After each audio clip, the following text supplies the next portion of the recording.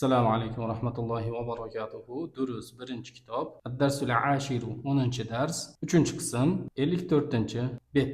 Hamid va Muhammadning orasidagi o'zaro suhbatlashuv dialog. Hamid, masmuka, sening isming nima deb so'ramoqda. Ismi Muhammadun, mening ismim Muhammad deb javob bermoqda. Va man hadal fata allazi ma'aka? Allazi ismi mavsula oldingi darslarda o'rganib o'tildi. U mufrat birlik va muzakkar erkak jinsidagi ismlarga ishlatiladi. O'zbek tiliga tarjimada allazini agar allazidan keyin fe'l kelsa unga gan qo'shimchasi qilib tarjima qilamiz. Masalan, allazi zahaba ketgan deb. Ammo mana bu gan qo'shimchasini g harfini q yoki k ga aylantirib qan yo kan bo'lishiga kelsak, o'zingiz o'zbek tili qonunlariga moslashtirib olasiz. Masalan, yoqmoq fe'lidan keyin gan kelsa yoqqan qilib yoki ekmoq fe'lidan keyin gan kelsa ekkan qilib o'zbek tiliga moslashtirib olasiz. Demak, allazidan keyin fe'l kelsa gan yoki moslashtirib qan kan qo'shimchasi qilib tarjima qilinadi. Allazidan keyin fe'l kelmasa unga g qo'shimchasi qilib tarjima qilinadi. Masalan, allazi alal maktabi, partani ustidagi deb. Ba'zan allazidan keyin fe'l kelmasa unga bo'lgan deb tarjima qilish ham mumkin, bizning misolimizdagi kabi. Ammo bugungi darsda kelgan birinchi qoidamiz ma'a kalimasi. Ma'a zarf bo'lib, asosan o'ziga muzofun ilayhi talab qiladi. Ya'ni juda ko'p o'rinda ma'dan keyin muzofun ilayhi keladi. Lekin ba'zi holatlarda, juda oz hollarda ma'a muzofun ilaysiz yakka kelishi ham mumkin. Xo'p, ma'ning ma'nosiga kelsak, ma'a u biror joyda yoki biror bir vaqt o'zidan keyin kelgan muzofun ilayhi bilan birga bo'lishlikni ifoda qiladi.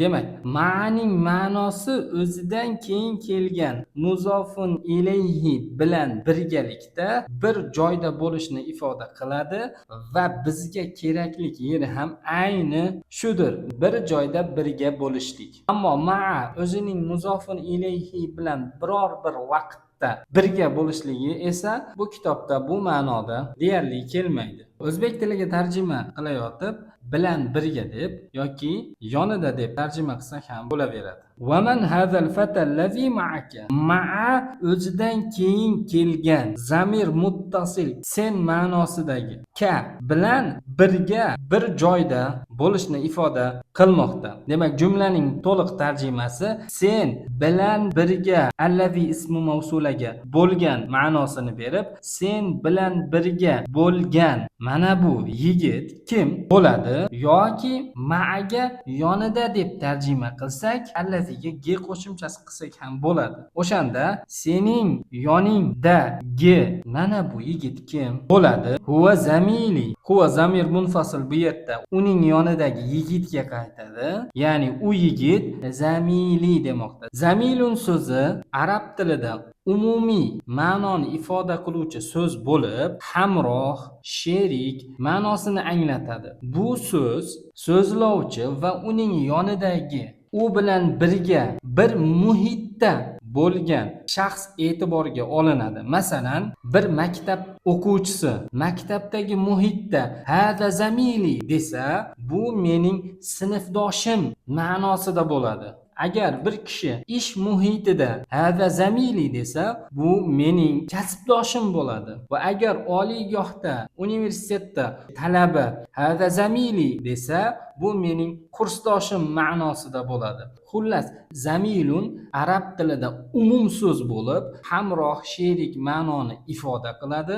So'zlovchi va u bilan birga bo'lgan sherigining muhiti e'tiborga olinib, sinfdosh deb, kursdosh deb, hamkasb deb, jamoadosh deb, o'yindagi sherigi bo'lib do'st ma'nosida ham tarjima qilishingiz mumkin. Muhammad huwa zamili, u mening sherigim demoqda. Yuqorida Muhammad ana talibun bil jamiati, men oliygohda talabaman degan edi. Shundan kelib chiqib, u mening kursdoshim ma'nosida tarjima qilinadi.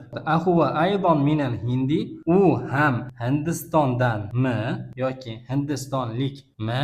Huwa zamir bu yerda o'sha Muhammad bilan birga bo'lgan al-fata yigitga qaytadi. La huwa minal yabani, yo'q, u Yaponiyadan, yaponiyalik demoqda. Bu yerdagi zamir munfasil ham al-fata yigitga qaytadi. Masmuhu, uning ismi nima? Ismuhu Hamzatu, uning ismi Hamza. E'tibor bersangiz, Hamza erkak kishining ismi oxiri tanvinsiz tugallanmoqda. Va holbuki erkak kishilarning ismi atlari tanvin bilan tugallanar edi. Sababi nimada? Sababi erkak kishilarning alam, shaxs ismlarining oxiri ta'i marbuta ha shaklidagi ustida 2 nuqtasi bilan yozilgan ta'i marbuta bilan tugallansa, ular mamnun minas sarf ismlardan hisoblanadi. Mamnun minas sarf ismlar tanvinni qabul qilmaydigan va jar holatida kasraning o'rniga fatha bilan jar bo'ladigan ismlar hisoblanadi. Masalan, quyidagi misollarga qarasak, Hamzatu, erkak kishining ismi Hamza, oxiri marbuta ta bilan tugallangan. Shuningdek, Talhatu, Usamatu, Muaviyatu, Ikrimatu, bu ismlar ham erkak kishilarning shaxs ismlari bo'lib, oxirida tay marbuta bilan tugallanganligi bois mamnun minas sarf ismlardan hisoblanadi. Ular tanvinni qabul qilmaydi, jar o'rnida kasrani o'rniga fatha bilan jar bo'ladi. Demak, ismuhu Hamzatu, uning ismi Hamza. Hamza mamnun minas sarf ismlardandir. Bugungi o'tilgan qoidani mustahkamlashlik uchun 59-betda kelgan 7-mashqni bajaramiz. Bu mashqda ma'aga misollar keltirilgan. Birinchi misol: Xaraja Hamidun ma'a Xolidin. Hamid Xolid bilan birga chiqdi. Bu misolda ma'a muzof, Xolidin muzofun ilayhi. Shuning uchun ham Xolidin so'zining oxiri majrur kasrali. Keyingi misol: Zahaba tabibu ma'al muhandisi. Tabib muhandis bilan birga ketdi. Ma'a muzof, al muhandisi muzofun ilayhi majrur jarligi kasra bilan. Uchinchi misol: Jalasal mudarrisu ma'al mudiri. Mudarris mudir bilan birga o'tirdi.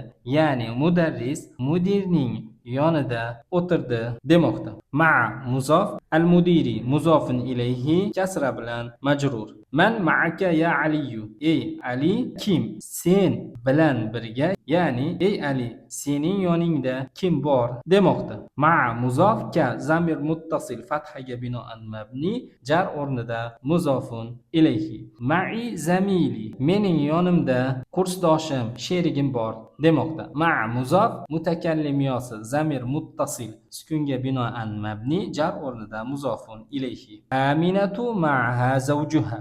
Omina uning kuyovi u bilan birga. Ma'a muzof ha zamir muttasil sukunga binoan mabni, jar o'rnida muzofun ilayhi. Xaraja abi minal bayti. Otam uydan chiqdi. Man xaraja ma'ahu. U bilan birga kim chiqdi? Hu zamir otasiga qaytadi. Ya'ni otam bilan birga kim chiqdi demoqda. Ma muzof, hu zamir muttasil dommaga binoan mabni, jar o'rnida muzofun ilayhi. Xaraja ma'hu ammi. U bilan birga amakim chiqdi. Ma muzof, hu zamir muttasil dommaga binoan mabni, jar o'rnida muzofun ilayhi. Keyingi mashq 60-betda 9-mashq. Iqro'il asma al-atiyata waqbit awakhiraha. Iqro o'qi, al-asma ismlar fathani qo'shimchasi al-atiya quyidagi va igbit harakat qo'y, awakhira oxirlar fathaga qo'shimchasi ha u zamir bu yerda ismlarga qaytadi. Iqro'il asma al-atiyata waqbit awakhiraha. Quyidagi ismlarni o'qi va ularning, ya'ni o'sha ismlarning oxirlariga harakat qo'y. Bu mashqda oxiri ta'i marbuta bilan tugallangan ismlar va ta'i marbuta bilan tugallanmagan ismlar aralashib berilgan va siz ularni ajratib oxirlariga aniq harakat qo'yib o'qiysiz. Masalan, Xolidun, Hamzatu, Ammarun va hokazo. Demak, shu bilan bugungi dars nihoyasiga yetdi. Bugungi darsda biz ma'a zarfni o'tdik. U asosan o'ziga muzofun ilayhi talab qiladi va uning ma'nosi biror joyda yoki biror vaqtda o'zidan keyin kelgan muzofun ilayhi bilan birga bo'lishligini ifodalaydi. Tarjimada bilan birga yonida deb tarjima qilinadi. Keyingi o'tgan qoidamiz ta'i marbuta bilan tugallangan erkak kishilarning ismlari, ya'ni shaxs atlari mamnun minas sarf ismlardandir. Tanvin qabul qilmaydigan, jar holatda kasraning o'rniga fatha bilan jar bo'ladigan ismlardir. Keyingi darsda ko'rishguncha assalomu alaykum va rahmatullohi va barakatuh.